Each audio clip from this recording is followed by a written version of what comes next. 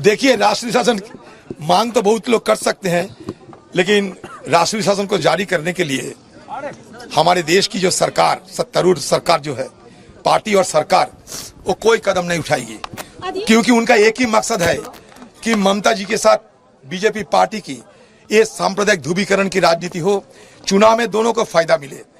क्योंकि ममता बनर्जी और मोदी ये बखूबी जानते हैं कि 2021 साल में ये ध्रुवीकरण के चलते, सांप्रदायिक ध्रुवीकरण के चलते बंगाल में उनको जीत हासिल हुई थी, कामयाब हासिल हुई थी।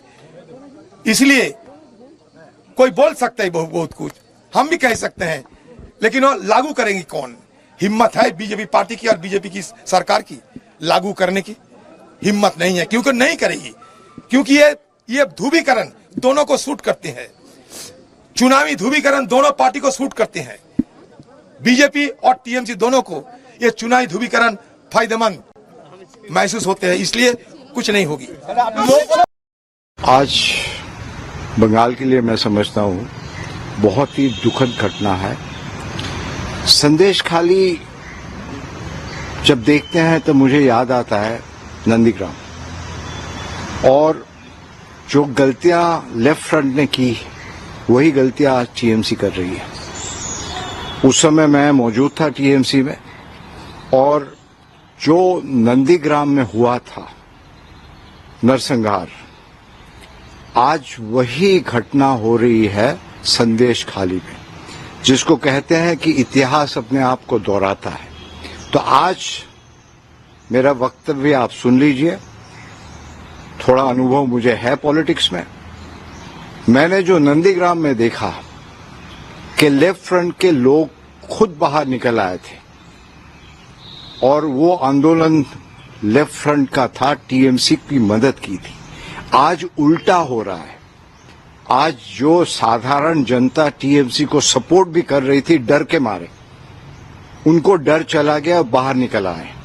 ये संदेश खाली सिर्फ बशीरहाट की घटना नहीं है। मैंने 3 साल पहले टीएमसी को क्यों छोड़ा था? इसी की वजह से मैंने टीएमसी। चर्चाएं हुई, राज्यपाल जी भी बहुत दुखी हैं। उन्होंने सभी बात उन्होंने सुनी और बहुत ही दुखी हैं।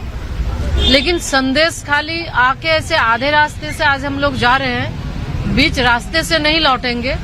हम लोग उच्च न्यायालय में अर्जी करेंगे कि कानूनी तौर पे हमें वहां पे जाने की अनुमति दे, और हम लोग संदेश खाली जाके रहेंगे। संदेश खाली में जिस तरह से महिलाओं के साथ, बच्चियों के साथ, वहां के नई बहुओं के साथ जो अत्याचार हुआ है टीएमसी के गुंडों के द्वारा, पुलिस के द्वारा, उसको हम उजागर भी करना चाहते हैं, और उस बेटी बहू को न्याय मिले, इसके लिए भारतीय जनता पार्टी हमेशा उनके साथ है, और अंतिम क्षण तक कानूनी लड़ाई लड़के कानूनी तरीके से ही हम जरूर जाएंगे और उसे न्याय दिलाएंगे। आप राष्ट्रपति से मिलेंगे? हम यहाँ के बाद एक बार हम लोग जाके राष्ट्रपति जी से भी मिलेंगे, दिल्ली जाकर जाएंगे जरूर।